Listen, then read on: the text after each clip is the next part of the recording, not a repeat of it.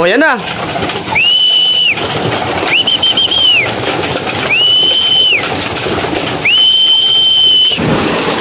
What's up sa inyo mga kano? Medyo pinapaus pa mga kalapatids. Ano? For today's video, natambakan tayo ng sandamakmak na dumi ng ating mga kalapate. So wala tayo ng mga 5 days dito mga kalapatids. Ano? Ayan, medyo naging talaga namang medyo masagwa. Pasensya na po sa mga kumakain. 5 days din tayong hindi nakapaglinis dito mga kalapatids. Sobra ng tumambak dito sa ilalim ng mga purchase natin. Ayan. So ngayong araw is ialay natin buong araw natin para sa mga kalapati natin, sa mga warriors natin, bilang bawi sa kanila. Kasi nga magkakasakit sila kapag ganyan kadumi. Diyos mo marimar. Pero okay naman kasi nga tuyo yung mga dumi nila. Gawa rin yan ng binibigay nating gritstone. Ayan. Pero mas paborito nila yung yung grits lang, yung kulay pula, redstone. Kaya samahan nyo ako for today's video. Let's go! So ito magiging kasama natin ngayon. Ayan yung panglinis natin. Pero syempre bago ang lahat, itong mga warriors natin, parorondahin muna natin sila para hindi sila pasali-sali. Kasi kaya mabubulabog itong mga kalapatid. Ano? Kaya paparondahin muna natin. Actually rumondo na sila kanina nung umaga. Kaya lang maglilinis nga talaga tayo ngayon. Kaya papariparin muna natin sila. Ayan. Ayun, nagrondahan na.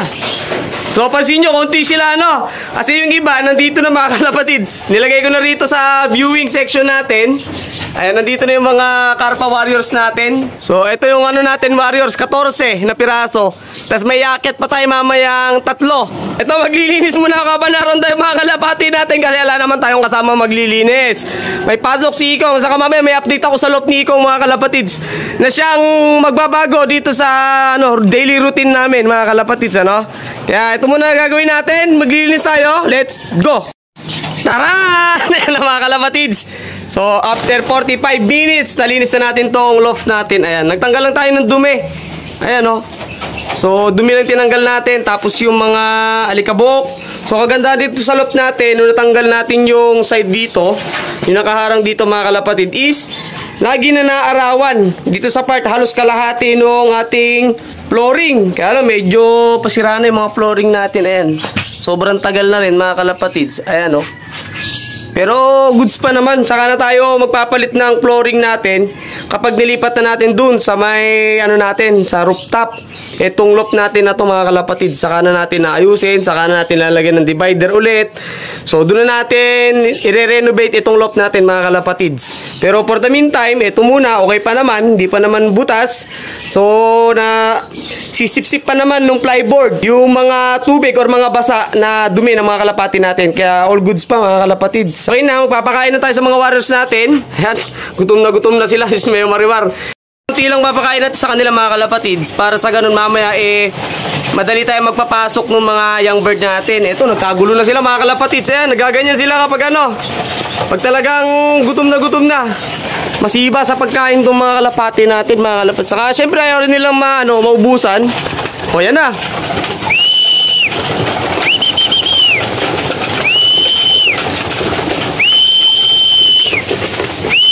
Ayun, may natira pa isa.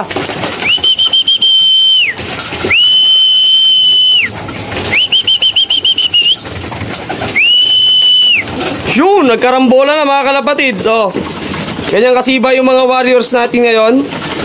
Kaya natutuwa ako mga kalapatids kasi nga magana sila kumain. So yung 4 na takal na ganito, ayan, 4 na takal binigay natin. Saglit lang sa mga yan, di ba? Nasa lang tong ibon natin na to, nasa 30 piraso ata kung di ako nagkakamali kasi 14 o 28 lang sila mga kalapatids. 4 na takalaga nito talagang kulang na kulang sa kanila. Kaya lang kapag nagtuturo nga tayo ng mga young bird, so hindi natin talaga silang pinapakain ng yung talagang kain nila, yung talagang takal nila mga kalapatids. Saka na tayo magpapakain sa kanila ng talagang saktong kain nila kapag lahat sila rumuronda na. Eto na mga kalapatids, sa wakas mga dumating na yung araw para ipakilala ko sa inyo yung bago nating dalawang kalapate. So almost tumagal, pasensya na po, gawa ng medyo busy nga. So yung dalawang kalapate na niregalo sa amin ni Sir Brairo, balitig isa kami ni Ikong. So nandito sila sa stock loop ngayon. So kinukondisyon namin sila para gamitin natin na breeder at kuhanan ng lahi sa mga appa na susuksok pa natin dito sa kabilang club mga kalapatids. So pang next year din, pero subukan natin isasalang as soon as possible mga kalapatids, pa sa matapos yung pagkondisyon natin sa mga to. So, unahin na natin tong binigay sa akin mga kalapatids. Ito yung binigay sa akin ni Sir Brairo. So, di ko na sabihin yung mga achievement na ito, yung mga kapatid na achievement. Pero ito yung napakagandang kalapati na niregalo sa akin ni Sir Brairo. Ayan. Maraming salamat, Sir. So, alagaan ko mabuti to. White flight siya na pencil bar. Ay, napakagandang kalapati mga kalapatids. So, first time ko nagkaroon ng ganito, yung pencil bar na white flight pa. O, diba? So, ito is cut. Napakaganda mga kalapatids. Napaliguan ko na rin sila, napurga. So, kini-cleansing pa natin mga kalapatids. Saka, di pa ako satisfied sa katawan eh. Medyo na-stress siguro yung ibon sa layo ng pinanggalingan. Kasi nga, binyahe pa dito mga kalapatids. So, napakalayo. Kaya medyo pumayat ng konti. So, hindi pa sila bukang-buka. Pero ganun pa man, nasa good condition yung ibon mga kalapatids. Ano? Kakto sa akin, yung kay Ikong is hen. Kung di ako nagkakamali na sabi sa akin ni Sir Brairo. So, yung kay Ikong nandito na din. So, susunod na video, malalaman nyo kung bakit nandito na yung din niya kinuha at nilipat dun sa mga kalapati niya. Gawa ng may purpose kung bakit mga kalapatids. Ito. Ang singsing na ito, nakaano siya? TSCFC North 2023 mga kalapatids. Saka naka-double band siya ng Wingmaster. Baka naman 2022 na Wingmaster, baka nakasali to sa OLR kung may pa-OLR yung Wingmaster. Tapos yung isang regalo kay Ikong,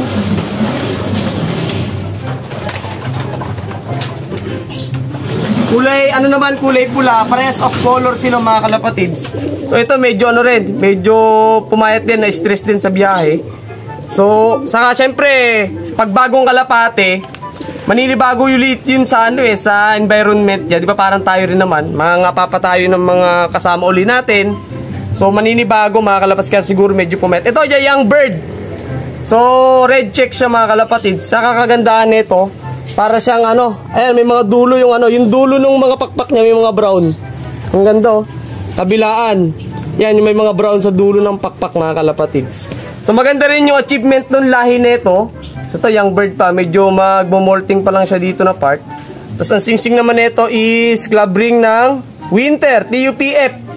Ayan, mga kalapatids. So, ito ata mga stock bird na ni Sir Brairo, ni Sir Derek. Ayan. So, gagawin natin silang breeder soon. Ito, hento mga kalapatids. Possible hento. Sa size pa lang niya, saka sa ulo. Ayan. Possible hen mga kalapatids. Gagawin naming breeder. So, di na namin siguro pagbabanggain sa iba. Yung parehas na binigay ni Sir Brairo sa amin ni Ikong, yun na yung pagbabanggain namin. O, diba? So, maraming salamat kay Sir Brairo kasi nga, hindi ko na-expect na may regalo pala sa akin. Nakala ko talagang mag-visit lang sila rito, mamamasyal. So, hindi namin inakala ni Ikong na meron kaming regalo para sa amin. Ayan. Maraming salamat, Sir, saka sa mga tropa mo dyan, kila Sherman. Maraming salamat kasi nga naisip nyo pa kaming bisitahin kahit na busy rin kayo. Saka sobrang layo mga kalapatids. So, ito yung mga bago nating alaga dito sa loft natin, dito sa Huming Pigeon Loft. Napansin nyo, medyo dumadami na naman yung laman dito sa stock loft natin. So, gawa ng yung ibang breeder natin, nilagay na natin dito kasi gagamitin natin sila sa derby. Pamamaris natin sila sa mga warriors natin na nasa taas. Serve as motivation mga kalapatids. Kaya dito na tapos yung video natin. Maraming salamat. Marami pa tayong asikasuhin sa taas. Sabi ko sa iyo, isang buong araw tayo dito sa loft natin. Babawi tayo sa kanila mga kalapatids. Maraming salamat po sa panonood. Happy flying. Ingat mga kalapatids. Lilinis pa ako dito sa baba.